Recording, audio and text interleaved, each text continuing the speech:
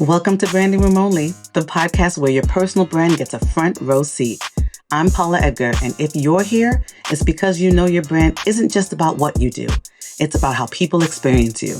In each episode, you'll hear stories, strategies, and lessons from leaders and influencers who built their brands and made their mark. And I'll share the tools you need to do the same. Let's go. Hi, everybody, and welcome back to Branding Room Only. This is episode number 2 in the Paula Out of Africa series.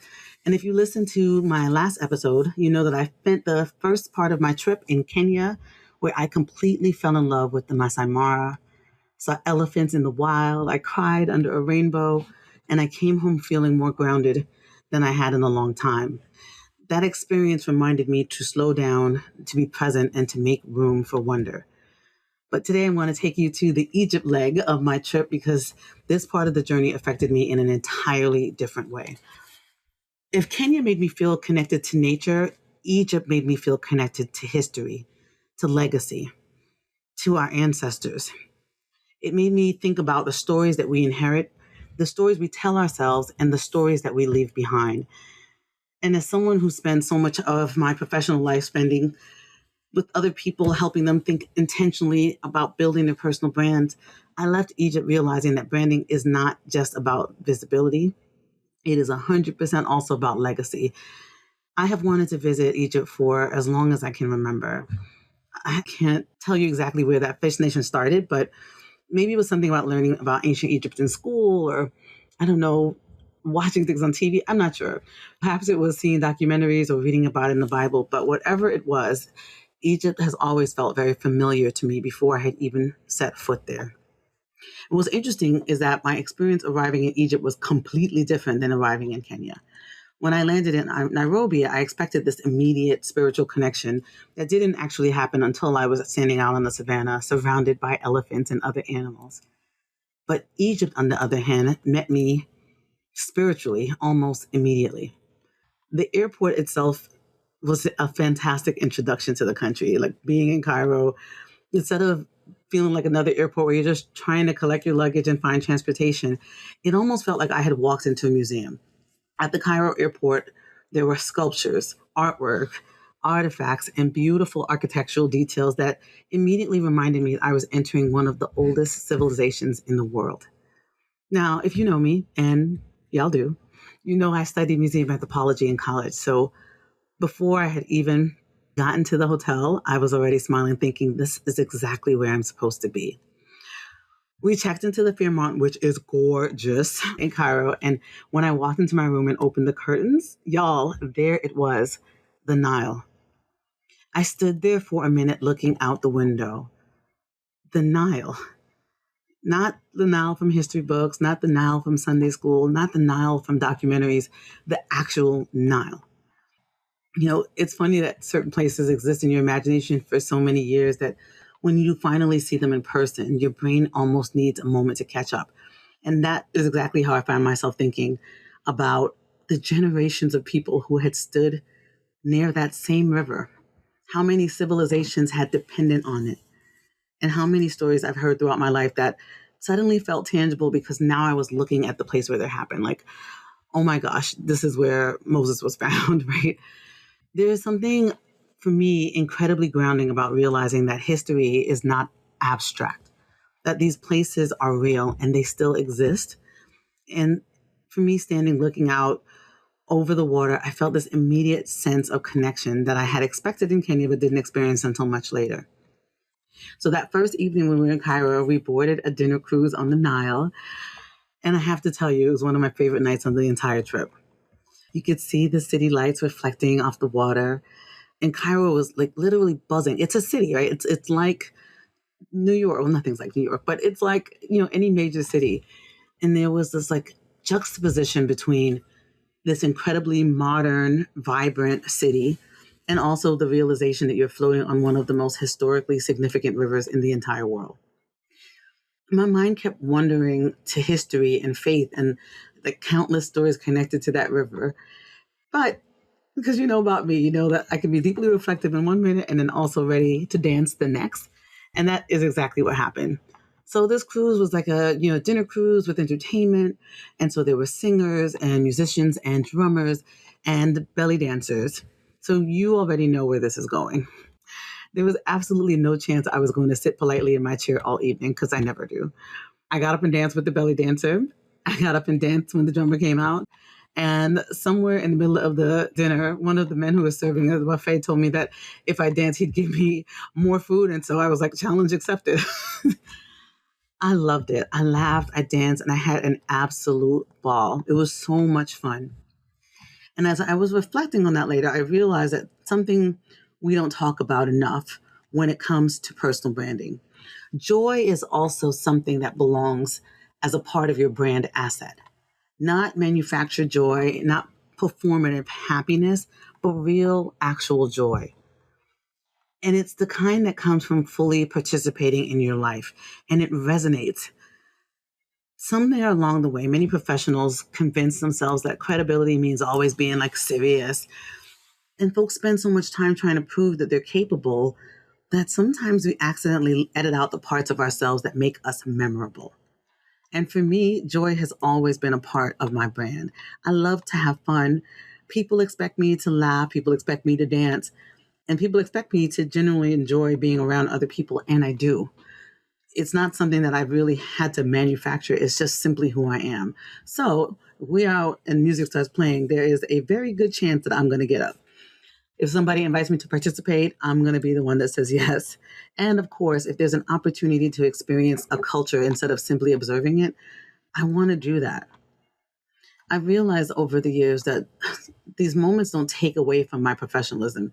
They actually reinforce it because people aren't only looking for competent leaders. They're looking for human leaders. They're looking for people who are fully alive and that they can connect with. One of the greatest compliments I receive is when somebody tells me, you're the exact same person on stage as you are off stage. That's intentional because I don't want to build a personal brand that is not authentic, that is only around performance. I am authentic. Anyway, one of my favorite pictures that I took that evening coming off the boat wasn't actually on the boat. After dinner, we stopped near the dock where there was a podium that was overlooking the Nile sort of area. And so, of course, I climbed up and struck a speaking pose and, of course, took a picture. And at first, it felt like just taking another fun picture, which I love to do. But then when I looked at it later, I realized I was thinking to myself, look, I've already spoken internationally. So it's not like I hope someday or wouldn't that be nice, but it was like I can. And this could also be another place where I can take the stage. So it may not seem like a huge moment to anybody else, but for me, it was a reminder that my brand can expand privately before it expands publicly. And I set an intention to come back to Egypt and speak. So that picture wasn't about me pretending to give a speech, even though I did. It was evidence that my own vision, my goals for myself had gotten bigger. And so I'm looking back at that and I smile. That's how growth happens. And it's not just with a standing ovation, not just with an award or with somebody else's validation, but it's with those moments where you realize that you start believing something new about yourself. So anyway, the next morning, we boarded a bus to visit what I had been looking forward to almost as much as the pyramids themselves, the Grand Egyptian Museum.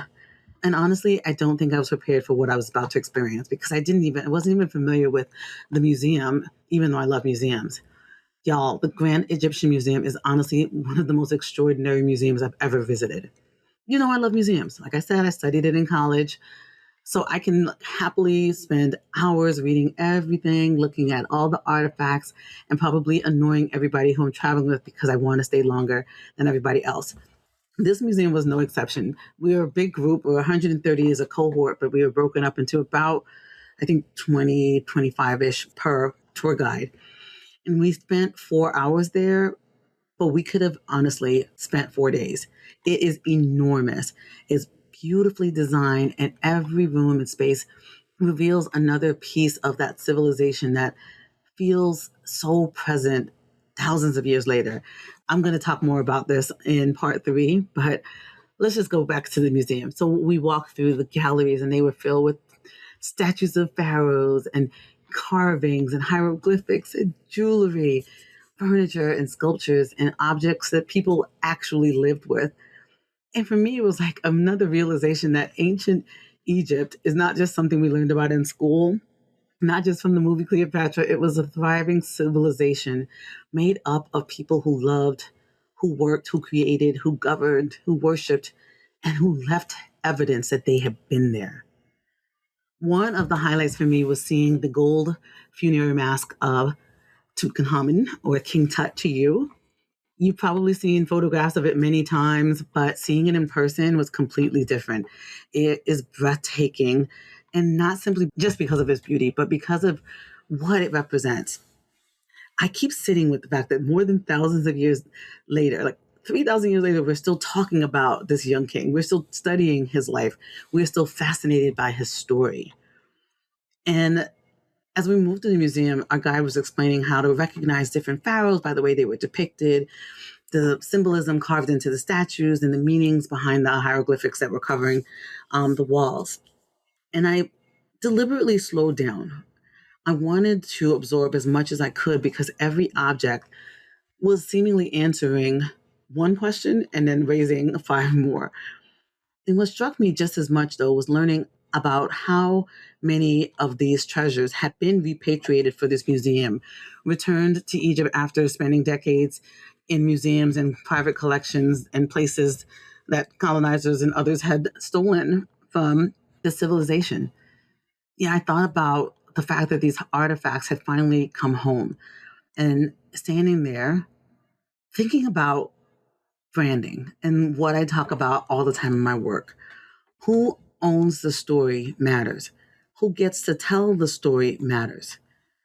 And history, remember, is shaped by the people who preserve it, who document it, and who pass it on, but also who tells it, right? Who tells the story.